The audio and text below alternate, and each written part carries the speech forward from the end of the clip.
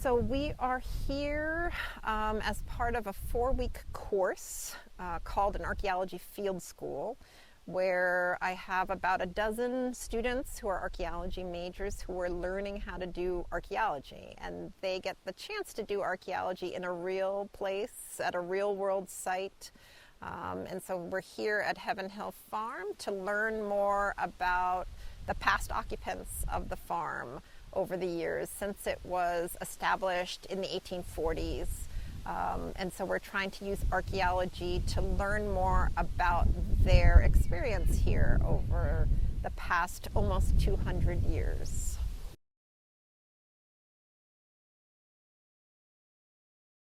So we're just starting out.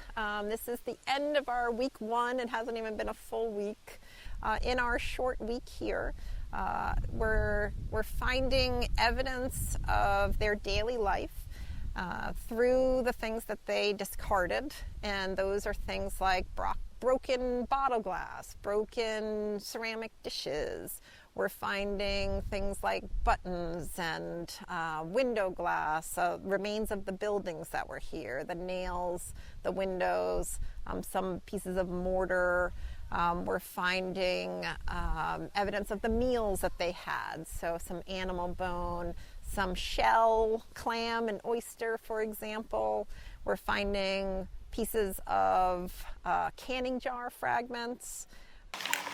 Glass. Get out. That's a big chunk. And it's smooth on the decorative glass or something. Decorated glass? That's decorative, I think, because it's smooth on that. It's like meant to be for something else. Here on these pieces of ceramic, we can see a purplish sheen on this, and that can be part of a decoration, and sometimes the glazing that is put on, which is cracked on these, sometimes the colors will change over time based on the way it interacts with the soil or sunlight sometimes. Or it may have been the original color of the design. Sometimes it's hard to tell. It's still a work in progress. You know, we're just finding the things, and we will analyze everything over quite a long period in the lab. But our preliminary observations so far are some interesting patterns that we're seeing.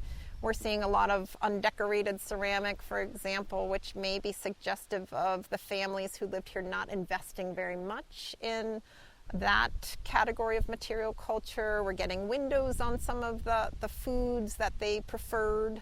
The fact that they were canning their food, instead of buying tinned food from the market. So little things like that are starting to show up. We're getting a sense of where they're discarding their trash and ideas about cleanliness. We're encountering ways that they're controlling for water on this landscape, hitting some drainage tile, for example. So again, we're just at the end of week 1, but we're finding that it's rich in terms of the artifacts that we have the potential to find. So we're eager to see what the next 3 weeks will show us as we uncover more.